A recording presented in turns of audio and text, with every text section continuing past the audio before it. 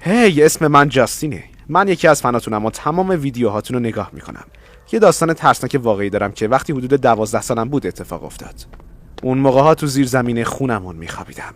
زیرزمین این شکلی بودش که وقتی از پله‌ها میرفتی پایین، سمت راست همون بود، سمت چپ انباری و موتورخونه و مستقیم هم هال و اتاق من. یه شب حدود ساعت 1 یا 2 تکالیفمو تموم کردم و رفتم که بخوابم. من بیخوابی شدید دارم، برای همین همیشه به بدبختی خوابم میبره. همینم باعث شده بود که جغد شب بشم. البته عاشق شبم و همیشه قبل از خواب بازی میکنم یا کتاب میخونم. بگذاریم داشتم کتاب میخوندم که یه حس عجیبی کردم. انگار یه روح ازم رد شد و یهو تنم یخ کرد. اما توجهی نکردم و روی تختم دراز کشیدم. تو یوتیوب چند تا ویدیو نگاه کردم و بعد یه مقدار کتاب خوندم. بعد از 1 ساعت مطالعه دیدم ساعت 3 صبحه. بالاخره خسته شدم و چراغا رو خاموش کردم و چشممو بستم. داشت خوابم میبرد که صدای باز شدن در حموم اومد. حموم من از اون مدلای شیشه‌ای هستش و در کشویی داره. صدا یه جوری بود که انگار یه نفر در کشویی رو باز کرده. واسه همین نشستم و گوشامو تیز کردم. بعد از 1 دقیقه سکوت فکر کردم لابد خیالاتی شدم، برای همین دوباره خوابیدم. ناگهان در حموم محکم بسته شد. انقدر محکم که پریدم گوشه تخت. قلبم داشت میومد تو دهنم. یکم بعد از توی حال صدای مچاله شدن کاغذ شنیدم. انقدر میترسیدم که جرئت نداشتم برم توی حال چک کنم. واسه همین با ترس تو سکوت نشستم.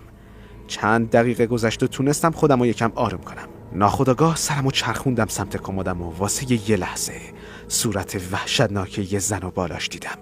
توی یه چشم به هم زدن غیب شد. صورتش وحشتناک بود. موهای مشکی داشت و چشمای گشاد قرمز. یه جوری بود انگار یه چیزی شبیه یه تیکه پارچه دور دهنش بسته شده بود. اون لحظه هیچ چیزی زیر چونش نبود، فقط یه سر بود و بس. از شدت ترس قش کردم و فردا صبحش گوشه تختم از خواب بیدار شدم. دیدم تمام کاغذهای دفتر مشقم تو حال پخش و پاره افتاده و وقتی همومو چک کردم دیدم شیشه درش ترک خورده، احتمالاً چون محکم بسته شده بود. تا حالا این موضوع رو به هیچ کس نگفتم چون میدونم هیچ کس حرفمو باور نمیکنه. هیچ وقت از دوست پسر شانس نیاوردم. کلاً تو قرار و دوستی آشغال پسندم. بعد از 5 سال واسه همیشه از پدر بچه‌هام جدا شدم و میخواستم واسه خودم باشم. اما بعد از 3 ماه مجردی همسایم اومد پیشم و گفت که یکی از دوستاش به نام استیو دوست داره با هم قرار بذاره. زیاد نگذشت که منو حسابی مجذوب به خودش کرد. 6 ماه اول فوق‌العاده بود، ولی هرچی میگذشت بیشتر مشروب میخورد و هر بارم حسابی بدمستی میکرد.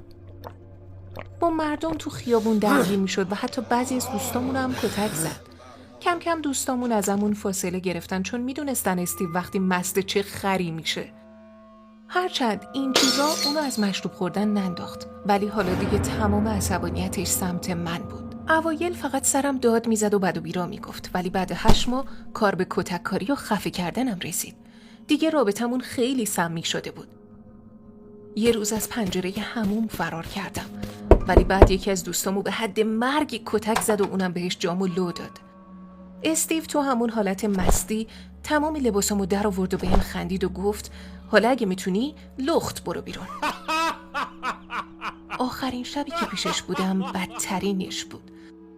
قبل از اینکه شروع به مشروب خوردن کنه بهش گفتم که پسر 3 سالم حالش خیلی خوب نیست و تا موقعی که خواب بره میخوام پیشش باشم. الکی گفتم که کل شب پیش پسرم باشم. حدود 2:30 صبح صدای باز شدن در اتاقو شنیدم.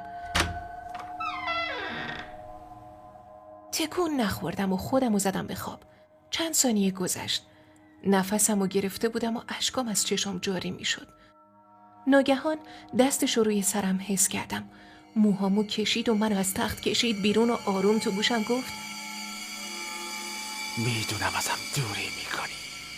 منو با موهام کشون تو پذیرایی و همش میگفت میدونم میخوای ولم کنی و میخواست بدونه چرا. قبل از اینکه حتی چیزی بگم خودش به نتیجه رسید که پای یه مرد دیگه وسطه. به خدا قسم اگه با یه مرد دیگه ببینمت هم تو رو میکشم هم اونو. معلوم بود تو حال عادی نیست و مسته. چندین بار به هم مشت و لگد زد و افتادم زمین. با بدبختی داشتم رو زمین میرفتم تو اتاق پسرم که اومد پشت سرم و پرسید فکر کردی کجا میخوای بری تو ها؟ بعد از کنارم رد شد و جلوم رو زانوش نشست و گفت همینجا میمونی وگرنه یه بلای خیلی بدی سرت میارم. بعد نشست رو مبل و همینجور رو زمین حقیق میکردم و منو تماشا میکرد. بعد از نیم ساعت دیدم که روی مبل خوابش برده. فهمیدم که این تنها فرصتیه که میتونم فرار کنم. یکی از پیرناشو پوشیدم، پسرم رو برداشتم و آروم از کنارش خزیدم.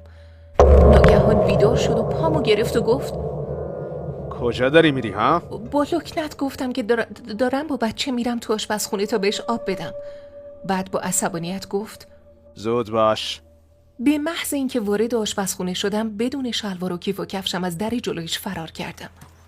پسرم رو برداشتم و دویدم سمت اولین اداره پلیس که خوشبختانه فقط چند بلوک دورتر بود. یه ساعت بعد رسیدم. پلیس اینجا اینجوریه که میری تو اتاق و یه دکمه رو فشار میدی و با آیفون با یه نفر صحبت میکنی. دویدم داخل، به دیوار تکیه دادم و دکمه رو فشار دادم. آروم نشستم رو زمین و پسرم رو محکم گرفته بودم و منتظر بودم استیو هر آن از در بیاد داخل. یادم فکر میکردم این بار اگر کتکم بزنه لااقل دوربینا ضبطش میکنن. از اسپیکر شنیدم چطور میتونم کمکتون کنم؟ تنها کاری که ازم برمی اومد گریه بود. حتی یک کلمه هم از دهنم خارج نمیشد. نمیدونستم چجوری توضیح بدم. 2 پلیس اومدن بیرون و یه افسر زنم پسرم رو برد و بهش غذا داد و منم با افسرای مرد رفتم تا گزارش بدم و به هم پتو دادن. بعد 15 دقیقه شنیدم استیو داره اسممو صدا میزنه. آورده بودنش تو اداره. نفسمو گرفته بودم تا نفهمه من پشت درم. نیم ساعت بعد یه افسر با یه گروهبان برگشت. اولش فکر کردم میخوان بگن استیو تو بازداشته و تو هم برگرد خونه و وسایلاتو جمع کن، ولی به جاش سوالای بیشتری ازم پرسیدن راجع به مشکل خشمش و اینکه قبلا با هم دعوایی داشتیم یا نه. مشکل الکلی بودنشو گفتم و اینکه توی این چند ماه چقدر اذیتم کرده. بعد یه لیست با دستخط استیو بهم نشون دادن. با جزئیات نوشته بود که چجوری اعضای بدنمو قطع میکنه و کجا منو دفن کنه تا هیچ وقت پیدام نشه. تاریخ‌های احتمالی رو هم نوشته بود و تاریخ‌هایی که گذشته بود و هم خط زده بود. وقتی خوندنش نفسم بالا نمی اومد و اشکام همین جور میریخت پایین. از پلیسا پرسیدم اینا یعنی چی؟ نگام کرد و گفت یعنی خیلی خوش شانسی که هنوز زنده ای. استیو به جرم تلاش به قتل زندانی کردن و آزار محکوم شد. قبل از اینکه بیفته زندان برگشتم به شهر خودم آریزونا، ولی قبلش به طور مفصل اظهاراتم رو نوشتم. استیو به حکمش اعتراض کرد ولی در نهایت به 2 سال حبس محکوم شد. قبل از اینکه برگردم شهرمون یه نامه از استیو دریافت کردم. نوشته بود هنوز تموم نشده، تو همیشه مال منی.